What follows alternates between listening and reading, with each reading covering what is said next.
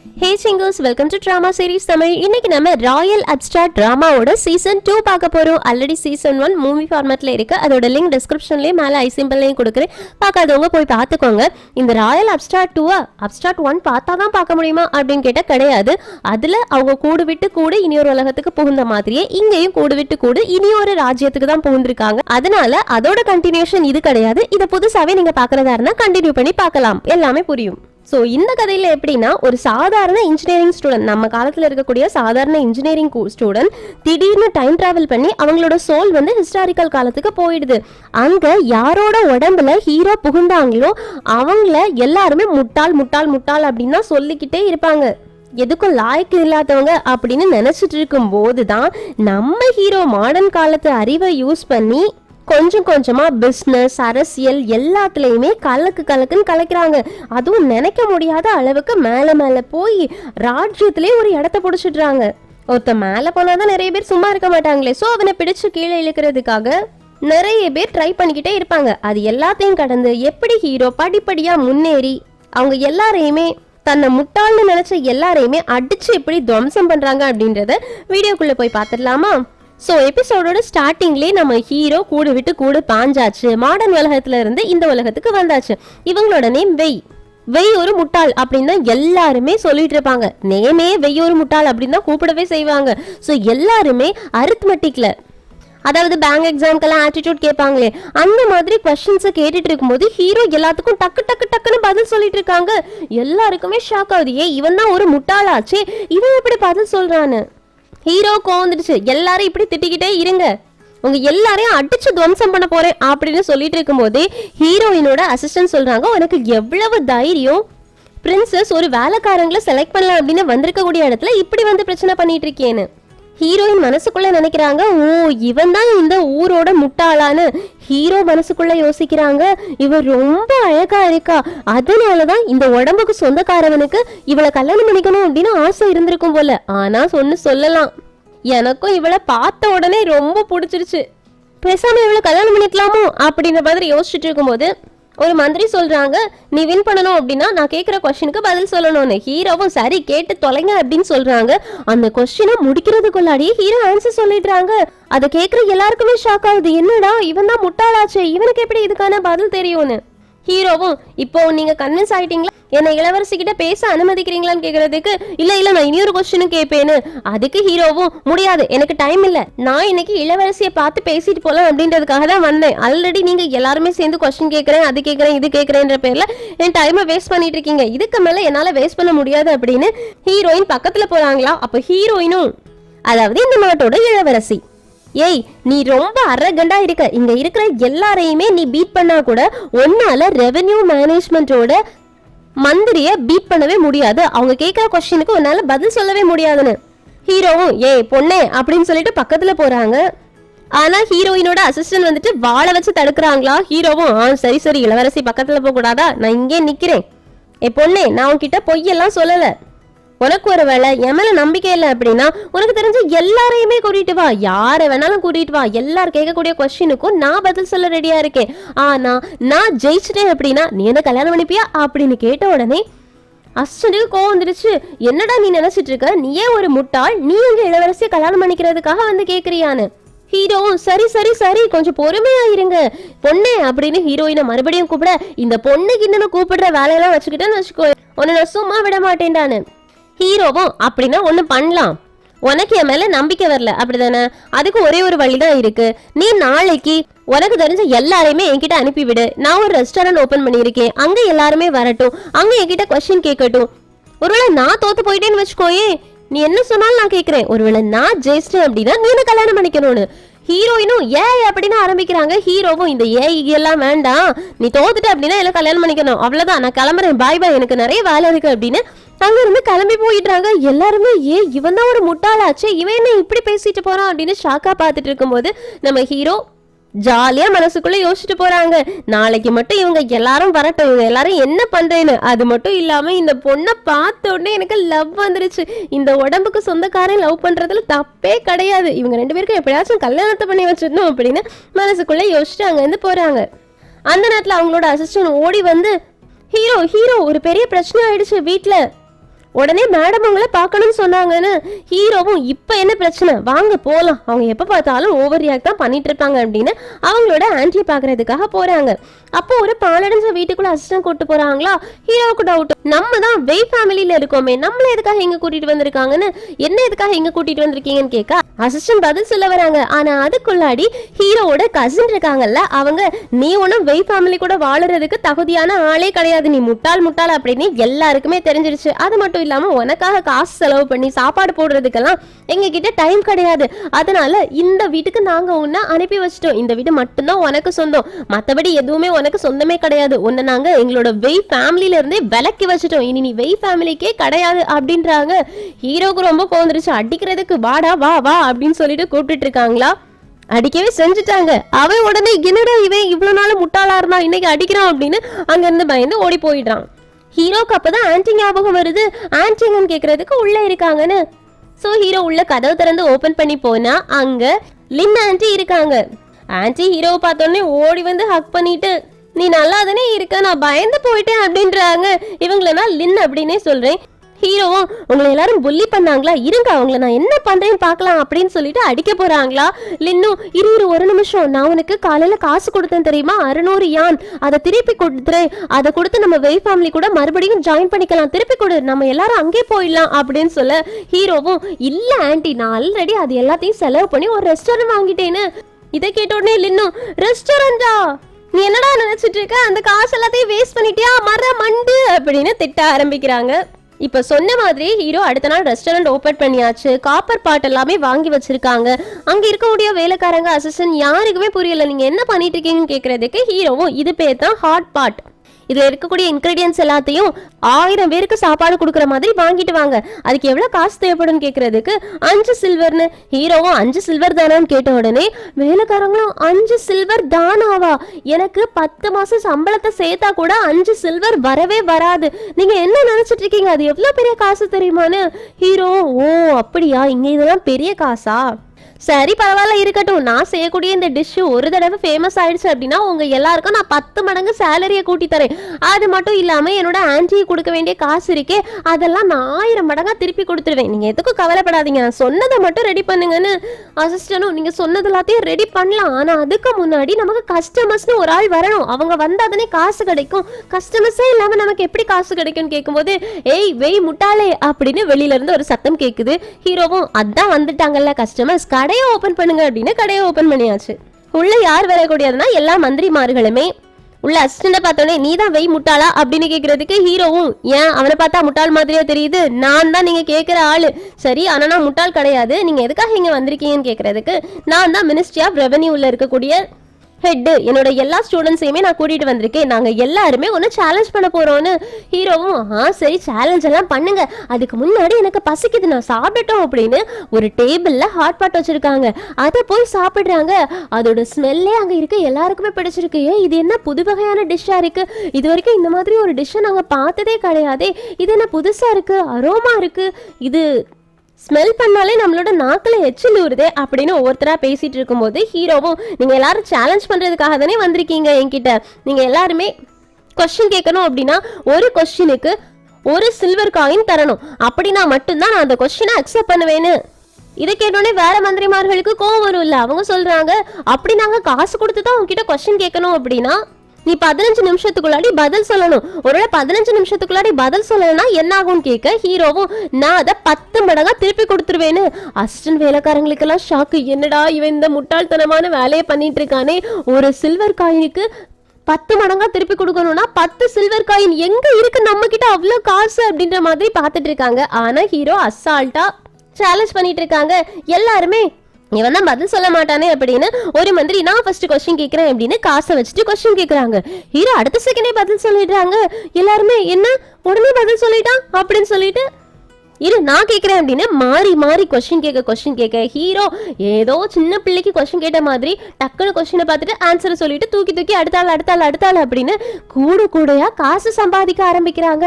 அசிஸ்டன்ட்டுக்கெல்லாம் செம ஜாலி ஆயிடுச்சு. இப்ப ஹீரோ திரும்பி பார்த்தா மந்திரிமார்கள் எல்லாரும் கொஞ்சம் சோகமா இருக்காங்களா, அதனால ஒரு ஆஃபர் கொடுக்குறேன் அப்படின்ற பேர்ல என்கிட்ட யாரெல்லாம் நிறைய தோத்து போனீங்களோ அவங்க எல்லாருக்குமே இன்னைக்கு ஃப்ரீ ஹாட் பாட் என்னோட கடையில எல்லாருமே சாப்பிடலான்னு. உடனே தோத்த மந்திரிமார்கள் எல்லாரோட ஃபேஸுமே பிரைட் ஆக ஆரம்பிச்சிருச்சு.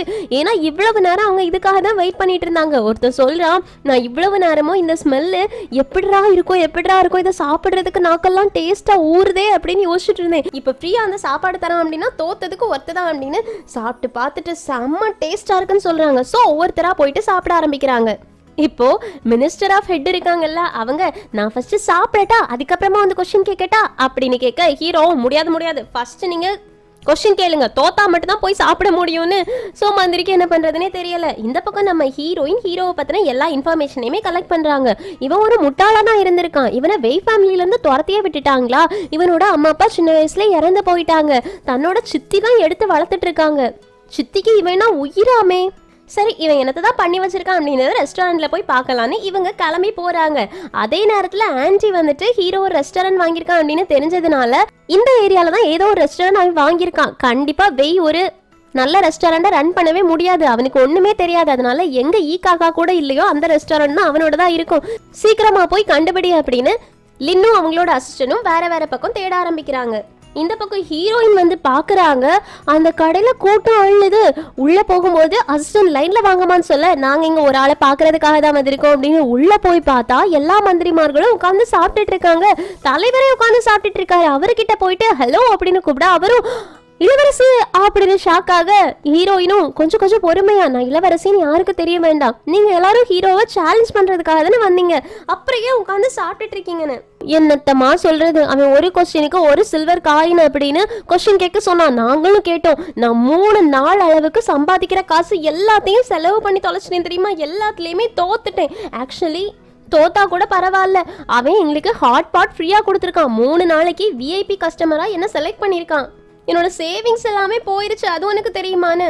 ஹீரோயினும் ஆல்ரெடி நீங்க நிறைய தோத்துட்டீங்களான்னு கேக்குறதுக்கு ஆமாமான்னு சொல்லிட்டு இருக்கும் போதே நம்ம ஹீரோ அங்க இருந்து கத்தி சொல்றாங்க, 10 சில்வர் காயினுக்கு மேல தோத்தவங்க எல்லாருக்கும் பிரைவேட் ரூம் அரேஞ்ச் பண்ணிருக்கேன், அங்க போய் உட்காந்து சாப்பிடலான்னு. சோ இன்னும் எல்லாரும் ஹாப்பியாக ஆரம்பிச்சிடுறாங்க. ஹீரோயினுக்கு என்னடா நடக்குதுங்க அப்படின்ற மாதிரி இருக்கு. ஹீரோவை பார்க்க போனா ஹீரோ டக்குன்னு ஏய் பொண்ணு அப்படின்னு ரெகக்னைஸ் பண்ணிடுறாங்க. ஹீரோயினும் நான் மாறு வேஷத்துல வந்திருக்கேன், ஆனாலும் இவன் கண்டுபிடிச்சிட்டானே, திரும்ப ஒரு தடவை என்ன பொண்ணுன்னு கூப்பிடாதடா அப்படின்னு கத்தி சொல்ல, ஹீரோவும் கோவப்படாத, நீ கோவப்பட்ட அப்படின்னா உனக்கு நெத்தி எல்லாம் சுருங்குது, அது பார்க்கவே நல்லா இல்லைன்னு.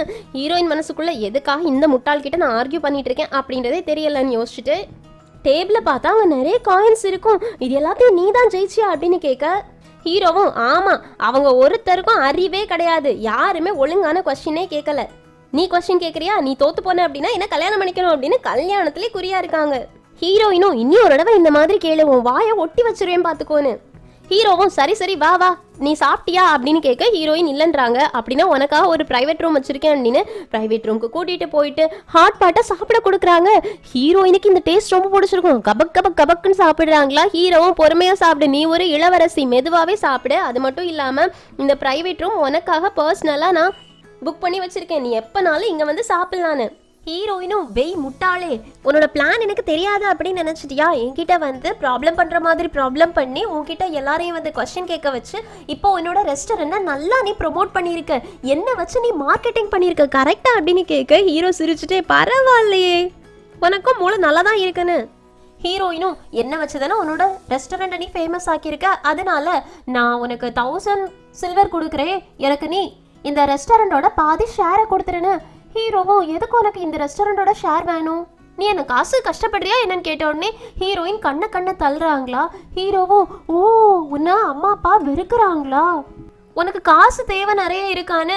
ஹீரோயின் மனசுக்குள்ள இவனை முட்டாளாக்குறது ரொம்ப ஈஸி தான் அப்படின்னு பேச ஒரு மாதிரி எல்லாம் வச்சுட்டு, ஆமா என்னோட அண்ணன் இருக்கானே அவன் நிறைய காசு செலவு பண்ணுவான், என் அம்மாவுக்கு உடம்பு சரியில்லை, என் அப்பா எனக்கு காசே கொடுக்க மாட்டாங்க, அதனால தான் நான் உன்னோட ரெஸ்டாரண்டோட ஷேரில் பாதி வாங்கலாம்னு நினைக்கிறேன், அப்படின்னா எனக்கு இதுலேருந்து வரக்கூடிய லாபத்தை வச்சு என்னோட வாழ்க்கையை ஓட்டலாம்ல அப்படின்னு சொல்லிட்டே சோகமாக இருக்கிற மாதிரி அசிஸ்டன்ட் கிட்ட காசு கொண்டு வா அப்படின்னு கேட்க அவங்க காசை கொடுக்குறாங்க. அதை ஹீரோ கிட்ட கொடுத்தோடனே ஹீரோ ஓப்பன் பண்ணி பார்க்குறாங்க, அதில் ஃப்ளவர் ரத்தின கற்களாக இருக்குது, அதுவும் ஷேப்பே இல்லாமல் இருக்குது. இது என்னது, கல்லை கொண்டு வந்துட்டு காசுன்னு கொடுக்குறியா, உனக்கு மேனஸ்னு ஒன்று கிடையவே கிடையாதா, நீ எல்லாம் இளவரசி அப்படின்னு சொல்லவே சொல்லாத, என்ன நீ ஏமாத்த ட்ரை பண்ணுறியான்னு ஹீரோயினும் ஏய் இந்த ஒன்னொன்னு ரத்தின கற்களும் 15 சில்வர் காயினுக்கு சமம், நான் உனக்கு எவ்வளவு கொடுத்திருக்கேன் தெரியுமான்னு.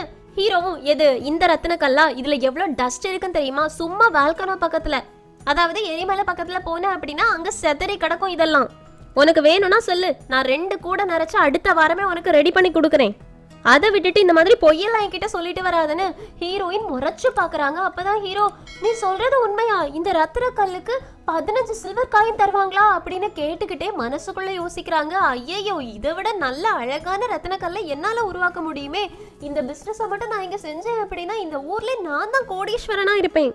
சரி இதை வச்சு ஒரு பிளான் போடலான்னு ஹீரோயின் கிட்ட சொல்றாங்க. ஒன்னு பண்ணு, நீ எனக்கு ஒரு இடத்த கொடு, அங்க மிஷின்ஸ் நிறைய வாங்கி கொடு, வேலை செய்யறதுக்கு ஆட்களையும் கொடு, நான் உனக்கு அடுத்த வாரமே இதுல 5 மடங்கு, 5 வேணா 50 மடங்கு ரத்தின கற்களை உனக்கிட்ட ஒரு டஸ்ட் கூட இல்லாம கொண்டு வந்து கொடுக்குறேன்னு. ஹீரோயினும் ரொம்ப ஓவரா பண்ணாத, இதெல்லாம் உருவாக்கவே முடியாது அப்படின்னு சொல்றதுக்கு ஹீரோவும் நீ என்ன நம்பல அப்படின்னா எனக்கு நீ காசும் கொடுக்க வேண்டாம், ஆட்களும் கொடுக்க வேண்டாம், நானே காசு சம்பாதிச்சு நானே ஒரு மிஷின் வாங்கி ரத்தின கற்களை செய்ய ஆரம்பிச்சுக்கிறேன்னு. ஹீரோயினும் சரி சரி சரி கோவப்படாத, நான் உனக்கு நீ கேட்ட எல்லாத்தையுமே கொடுக்குறேன், ஆனா ஒன்னால ஒருவேளை அந்த ரத்தின கற்களை உருவாக்க முடியல அப்படின்னா நான் காசும் கொடுக்க மாட்டேன், ஒன்னும் கொடுக்க மாட்டேன், உன்னோட ரெஸ்டாரண்ட்ல பாதி ஷேர் என்னோடதாயிரும், ஓகேவான்னு கேட்க ஹீரோவும் டபுள் ஓகே அப்படின்றாங்க. இந்த பக்கம் ஆன்டி கியூல நின்னு இதுதான் ஹீரோவோட கடையா, இங்க இவ்ளோ ஆட்கள் எதுக்காக இருக்காங்க அப்படின்னு கேட்டுட்டு இருக்கும் போதே அசிஸ்டன்ட் பாருங்க அங்க ஹீரோ இருக்கான்னு. சோ 2 பேரும் உள்ள போறாங்க. ஹீரோ ஹீரோயினா இது உன்னோட கடை, எப்ப வேணாலும் வா சரியா அப்படின்னு வழி அனுப்பி வச்சுட்டு இருக்கும் போதே லின் வந்து ஹீரோவோட காதை திருகி நீ என்னடா நினைச்சுக்கிட்டு இருக்க, இந்த ரெஸ்டாரண்ட்டுக்குள்ள நான் வரதுக்கு கியூல நிக்கணுமான்னு. ஹீரோவும் இது நம்ம ஃபேமிலியோட ரெஸ்டாரண்ட், அதெல்லாம் காசு கொடுத்து மட்டும்தான் வாங்கியிருக்கேன், நீங்க இத்தனை வருஷமா இந்த ஃபேமிலியில இருக்கீங்கல்ல, உங்களுக்கு இதுதான் ரெஸ்டாரண்ட் அப்படின்றது தெரியாதான்னு. லின்னும் அப்படி வைக்கிறாங்களா. ஹீரோவும் நிஜமாவே உங்களுக்கு தெரியாதா, உங்களுக்கு தெரியாம வந்துட்டு என் காதை பிடுங்கி இழுத்துட்டு இருக்கீங்க, வாங்க உங்களுக்காக பிரைவேட் ரூம் ஒன்று அரேஞ்ச் பண்ணிருக்கேன் அப்படின்னு பிரைவேட் ரூம் எல்லாம் கொடுக்குறாங்க. லின்னுக்கு ரொம்பவே சந்தோஷமாயிடுச்சு. அசிஸ்டன்ட் மனசுக்குள்ள யோசிக்கிறாங்க இவன் ஒரு முட்டாளாச்சு, இவனால எப்படி இவ்வளவு சம்பாதிக்க முடியுதுன்னு. ஸோ எல்லாருமே ஹீரோவும் முட்டாள் தான் நினைச்சிட்டு இருக்காங்க. ஆனா ஹீரோ கலக்குன்னு இப்பவே கலக்க ஆரம்பிச்சாச்சு. இந்த பக்கம் ஹீரோயின் நடந்த எல்லா விஷயத்தையுமே அவங்க அம்மா கிட்ட சொல்லிட்டு இந்த வெய் முட்டாள் இருக்கானே அவன் ரத்தின கற்களை அவனாலே உருவாக்க முடியும்னு நினைச்சிட்டு இருக்கான், ஆனா அதெல்லாம் நடக்காது இல்லாமா அப்படின்னு. அவங்க அம்மாவும் இந்த ரெஸ்டாரண்ட்டை உருவாக்குறது எவ்வளவு கஷ்டம் அப்படின்றது உனக்கு தெரியும்ல, இப்பெல்லாம் ரெஸ்டாரண்ட் பிசினஸ் ரொம்ப டவுன் ஆயிடுச்சு, நம்ம ரெஸ்டாரண்டே ஒழுங்கா ஓடுறது கிடையாது, ஆனா அவன் வந்த நாளே எவ்வளவு காசு சம்பாதிச்சிருக்கான்னு பாத்தியா, சோ அவன் நீ குறைச்ச மதிப்பிடாத, ஒருவேளை அவனால முடியுமா இருக்கும்னு. ஹீரோயினும் அம்மா நீங்க அவனை நம்புறீங்களான்னு கேக்குறதுக்கு ஹீரோயினோட அம்மாவும் நம்புறது நம்பாததெல்லாம் அடுத்த பட்சம், இப்போ நீ காசு மிஷின் வேலையாட்கள் இது இவ்வளத்தையும் அவனுக்கு கொடுத்தா அப்படின்னா அவன் ரத்தின கற்களை உருவாக்குறேன்னு சொல்லியிருக்கான், ஒருவேளை உருவாக்கிட்டான் அப்படின்னா உனக்கு லாபம், உருவாக்கல அப்படின்னா ரெஸ்டாரண்ட்ல பாதி ஷேரை நீ வாங்க போற, ரெண்டுமே உனக்கு லாபம் தான், நஷ்டம் வராது, அதனால அவன் கேட்ட விஷயங்களை கூடன்னு ஹீரோயின் யோசிக்க ஆரம்பிக்கிறாங்க. இந்த பக்கம் நம்ம ஹீரோ வீட்டுக்கு டயர்டா போய் குளிக்க போனா அங்க உள்ள லின் வராங்க. ஹீரோவும் ஏய் ஆன்ட்டி எதுக்காக உள்ள வந்தீங்க, நான் குளிக்கிறேன் தெரியலையான்னு கேட்க, ஏய் சின்ன வயசுல இருந்தே இப்ப வரைக்கும் நான் தான் உனக்கு முதுகு தேய்ச்சி குளிப்பாட்டி விட்டுட்டு இருக்கேன், உனக்கு ஒழுங்கா குளிக்கவும் தெரியாது, இப்ப எதுக்காக புதுசு மாதிரி சீன் போட்டுட்டு இருக்கேன்னு. ஹீரோவும் நான் என்ன அவ்வளோ முட்டாளாவா இருந்தேன், எனக்கு குளிக்க கூட தெரியாதான்னு கேட்க, ஆமா நான் தான் உன்னை குளிப்பாட்டிட்டு இருக்கேன், இரு நான் உன்னை குளிப்பாட்டுறேன் அப்படின்னு குளிப்பாட்டுறாங்க. ஹீரோவும் அட கடவுளே இந்த முட்டாள் இவ்வளோ முட்டாளா இருந்திருக்கானா அப்படின்னு யோசிச்சுட்டு சரி சரி பாதி குளிப்பாட்டினது போதும், இனி உள்ளதை நானே மீதி குளிச்சுட்டு வரேன் அப்படின்னு சொல்ல, லின்னும் பரவாயில்ல நீ வளர்ந்துட்ட அப்படின்னு சிரிச்சுட்டு அங்கே வெளியில போயிடுறாங்க. இப்போ ஹீரோ குளிச்சு முடிச்சுட்டு வெளியில வந்த உடனே உனக்கு உடம்பெல்லாம் ரொம்ப கஷ்டமா இருக்கும், வா உனக்கு மசாஜ் பண்ணி கொடுக்குறேன் அப்படின்னு மசாஜ் பண்ணி கொடுக்குறாங்களா. ஹீரோ மனசுக்குள்ள யோசிக்கிறாங்க இந்த லின் ஆண்டி எவ்வளோ நல்லவங்களா இருக்காங்க, அவங்களோட டைரக்ட் மருமகன் கூட நான் கிடையாது, ஆனா இந்த முட்டாளை எவ்வளோ பத்திரமா பார்த்துக்கிட்டு இருக்காங்க, இவங்க ரொம்ப நல்லவங்க அப்படின்னு ஆன்டி எவ்வளோ அழகா வெய்ய பார்த்துக்கிறாங்க அப்படின்றத யோசிக்கிறாங்க. இங்க கட் பண்ணா அடுத்த நாள் காலையில அரண்மனையில பீஜிங் நாட்டில இருந்து தூதுவர்கள் வந்திருக்காங்க. அவங்க என்ன சொல்றாங்க அப்படின்னா எங்களுக்கு பஞ்சம் இருக்கு, எங்களுக்கு 60 மில்லியனுக்கு சாப்பாடு தேவைப்படுது, அதனால நீங்க அதை கொடுக்க முடியுமான்னு. அதுக்கு அரசரும் அதாவது ஹீரோயினோட அப்பா இருக்காங்கல்ல அவங்க எங்களோட நாடும் இந்த தடவை வறட்சினால கஷ்டப்பட்டுட்டு இருக்காங்க, அதனால எங்களால உங்களுக்கு கொடுக்க முடியாது, ஒருவேளை உங்களுக்கு அரிசி தேவைப்பட்டுச்சு அப்படின்னா நிறைய மக்கள் வந்து ரோட்ல அரிசியை வித்துட்டு இருக்காங்க, அவங்க கிட்ட இருந்து வாங்கிக்கோங்க, வேற எதுவும் இல்லை அப்படின்னா நீங்க கிளம்புங்க, எனக்கு ரொம்ப டயர்டா இருக்குன்னு சொன்ன உடனே ஒரு பொண்ணு உள்ள வராங்க. இவங்களோட நேம் டியோ சொல்றாங்க நான் பீஜிங் நாட்டோட வியாபாரி, என்கிட்ட நிறைய ரத்தின கற்கள் இருக்கு, இந்த ரத்தின கற்கள் ஒண்ணுமே 15 சில்வர் காயினுக்கு விற்கலாம். ஆனா நான் உங்களுக்கு அது ஆஃபர்ல 10 சில்வர் காயினுக்கே கொடுக்குறேன். அதுக்கு பதிலா நீங்க எங்களுக்கு அரிசி கொடுப்பீங்களா? இது ஒரு நல்ல ஆஃபர், நீங்க அக்செப்ட் பண்ணிக்கோங்கன்னு. இதை எல்லாருமே பாக்குறாங்களா? அவங்க எல்லாருக்கும் இந்த ரத்தின கற்கள் எல்லாமே ரொம்ப நல்லா இருக்குன்னு அரசர் மனசுக்குள்ள யோசிக்கிறாங்க.